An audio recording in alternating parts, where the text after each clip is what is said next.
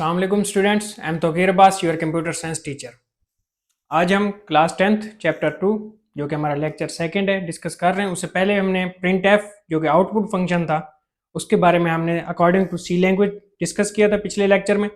तो आज हम उसके साथ ही देखेंगे स्कैन एफ और गेट करैक्टर फंक्शन जो कि हमारे इनपुट फंक्शन है। स्कैन एफ भी हमारे पास बेसिकली बिल्ट इन फंक्शन होता है जो कि ऑलरेडी हमारे पास प्री डिफाइंड है सी लैंग्वेज के अंदर। इसे हम इस्तेमाल करते हैं लाइक एज हमने अगर कोई पूरा फंक्शन वगैरह दिया हुआ है, मतलब हमारी जो कोटेड फाइल के अंदर, मतलब हमारे जो इन कॉमास के दरमियान में जो भी हमारा कुछ होगा वो हमारा all to all scanf के अंदर ही इन्वॉल्व होगा। मतलब हमारी प्रिंट फाइल के अंदर जो भी हमारी हमने जो कुछ प्रिंट करवाना है, आया कि वो एक पैराग्राफ है या वो कोई लाइन वगैरह है, तो वो हमारा सारा स्कैन एफ के फंक्शन में ही इंक्लूड होगा। तो इसको देख लेते हैं। Scanf built in function है basically. Read input from standard input until new line. Basically वही बात है कि हमने अगर कोई पूरी लाइन देनी है या हमने कोई एक नॉर्मल सा वर्ड वगैरह इनपुट करवाना है या हमने इंटर करना है आफ्टर आउटपुट, तो वो हमें इंक्लूड होगा स्कैन एफ से।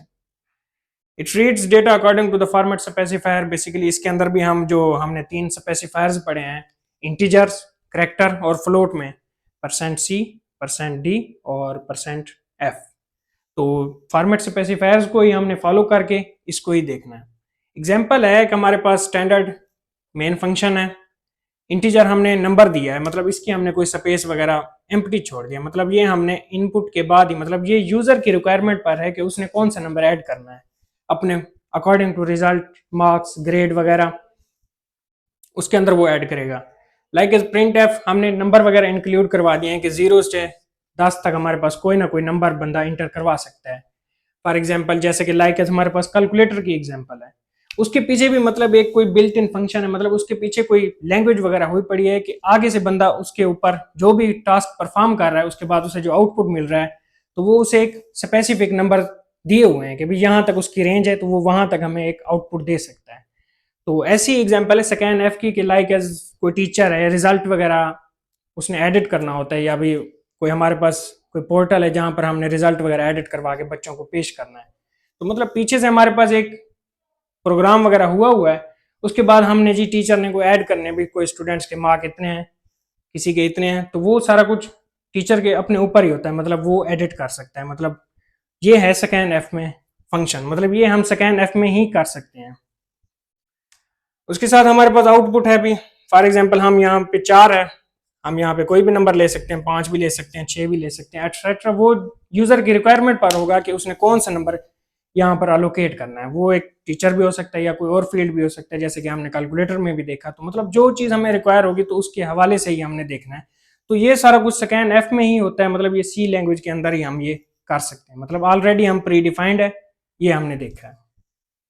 उसके बाद है गेट करैक्टर, मतलब वहां पे हम सिंपल एक कोई स्कैन फंक्शन करवा सकते हैं। तो यहाँ पे हमने कोई करैक्टर वगैरह लेना है, तो मतलब अकॉर्डिंग टू दिस ये भी ऑलरेडी बिल्ट इन फंक्शन होता है get character. It is a function use to read character from user. Basically वही बात है कि करैक्टर वगैरह कोई यूजर इनपुट करेगा, आउटपुट के बाद जो उसकी अपनी रिक्वायरमेंट्स होंगी तो वो हम बाद में इंटर कर सकता है यूजर, वो उसकी अपनी रिक्वायरमेंट है। This program are use to hold execution of program. Basically यही सेम ही बात हो गई कि हम यहाँ पर भी एग्जीक्यूशन ऑलरेडी हुई है, उसके बाद प्रोग्रामर ने खुद ही जो करैक्टर वगैरह ऐड करवाना है वो यहाँ पे अपना प्रोग्राम के अंदर अपना करैक्टर ऐड कर सकता है। Read character from standard input, read single character. तो बेसिकली यही बात है कि read character from standard input means हम इसका एग्जांपल देखते हैं। जैसे कि तो हम ये मतलब इसके अंदर कोई भी अगर फॉर एग्जांपल अगर कोई टीचर होगा तो वो मतलब अगर उसने कोई बच्चे को कोई करैक्टर अलोकेट करना है तो वो जाके जो स्पेसिफिक करैक्टर होगा बच्चे के लिए उसके मार्क्स वगैरह के रिलेटेड, तो वो जाके ये गेट करैक्टर में जाके ये इंटर करवा सकता है। तो स्टूडेंट्स अब हम देखते हैं गेट करैक्टर की हमारे पास कुछ एग्जांपल हैं, 2 एग्जांपल हमारे पास हैं जो कि बुक में अवेलेबल है, तो इनको हम डिस्कस कर लेते हैं। जैसे कि ये हमारे पास इंक्लूड स्टैंडर्ड हेडर फाइल है, उसके बाद include console input output dot header file, ये हम गेट करैक्टर में लाजमी ही ऐड करेंगे। इसके अलावा अगर हमने ये ऐड नहीं की हुई तो हमें एरर, कंपाइलर हमें एरर जनरेट करके दे सकता है, तो ये हमने लाजमी ऐड करनी है। उसके बाद है वॉइड मेन फंक्शन हो गया। उसके बाद प्रिंट एफ हमने कोई भी फॉर एग्जांपल इंटर एनी की टू एग्जिस्ट, फॉर एग्जांपल हम कोई ए लेटर कहते हैं भी, हमें پرنٹ کروا کے دیں تو یہ ہمیں آؤٹ پٹ میں اے لیٹر ہی آ جائے گا. تو یہ ہے بیسیکلی گیٹ کریکٹر کا کنسیپٹ. اس کے ساتھ ایک دوسری ایگزامپل بھی ہے جو کہ بک میں اویلیبل ہے, اسٹینڈرڈ ہیڈر فائل. اس کے اندر بھی کنسول ان پٹ آؤٹ پٹ جو کہ ہماری مین ہیڈر فائل ہے, اسے لازمی ہی ہم نے ایڈ کرنا ہے, اس کے بغیر ہمیں ایرر آ سکتا ہے.